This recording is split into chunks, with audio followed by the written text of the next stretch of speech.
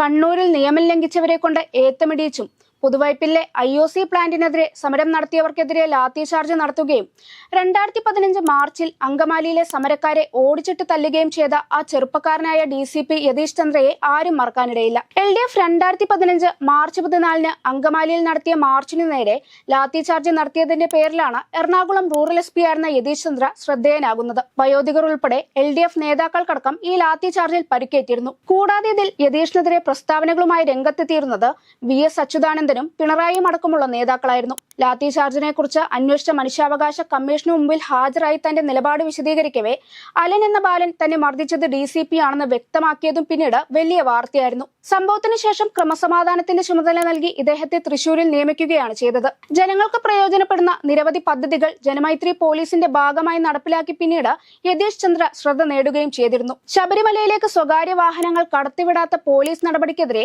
പ്രതികരിച്ച കേന്ദ്രമന്ത്രി പൊൻ രാധാകൃഷ്ണനോട് ഗതാഗത വകുപ്പിന്റെ ഉത്തരവാദിത്വം ഏറ്റെടുക്കാൻ തയ്യാറാണോ എന്ന് തിരിച്ചു ചോദിച്ച യതീഷ് ചന്ദ്രയുടെ നടപടിയും ഏറെ വിവാദങ്ങൾക്കാണ് തിരികൊളുത്തിയത്. കേന്ദ്രമന്ത്രിയെ അപമാനിച്ചെന്നാരോപിച്ച് BJP ശക്തമായി രംഗത്ത് വരികയും പാർലമെന്റിലടക്കം ഈ വിഷയം കത്തിക്കേറുകയും ചെയ്തിരുന്നു.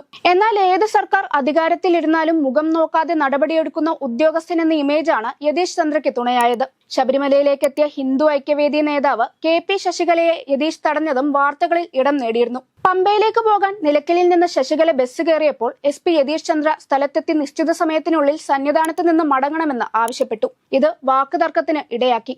പിന്നീട് നിശ്ചിത സമയത്തിനുള്ളിൽ മടങ്ങാമെന്ന് എഴുതി നൽകിയ ശേഷമാണ് ശശികലയെ പോലീസ് സന്നിധാനത്തേക്ക് കടത്തിവിട്ടത്. കർണാടകയിലെ ഡബാൻഗാരയിലാണ് യതീഷ് ചന്ദ്രയുടെ സ്ഥലം. 2011 IPS ബാച്ചിലെ ഉദ്യോഗസ്ഥനായ യതീഷ് ചന്ദ്ര കണ്ണൂർ SP ആയാണ് ഔദ്യോഗിക ജീവിതം ആരംഭിക്കുന്നത്.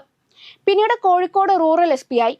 കുഴൽപ്പണ മാഫിയക്കെതിരെ ശക്തമായ നടപടികൾ സ്വീകരിക്കുന്നത് അപ്പോഴാണ്. എറണാകുളം റൂറൽ SP ആയും കൊച്ചി സിറ്റി ഡെപ്യൂട്ടി കമ്മീഷണറായും ക്രൈംബ്രാഞ്ച് SP ആയും കണ്ണൂർ SP ആയും സേവനമനുഷ്ഠിച്ച ഇദ്ദേഹം ഒരേ സമയം കർക്കശക്കാരനായും ജനകീയനായും അറിയപ്പെടുന്ന ആളാണ്. തൃശൂർ കമ്മീഷണർ ആയിരുന്ന സമയത്ത് പൂരം പ്രേമികളുടെ കൂടെ ചേർന്ന് നടത്തിയ ആവേശ പ്രകടനം സോഷ്യൽ മീഡിയയിൽ വൈറലായിരുന്നു. യതീഷ് ചന്ദ്ര കണ്ണൂർ റേഞ്ച് DIG ആയി ചുമതലയേൽക്കുമ്പോൾ അത് പോലീസ് സേനയ്ക്ക് കൂടുതൽ കരുത്തായി മാറുമെന്നതിൽ സംശയമില്ല.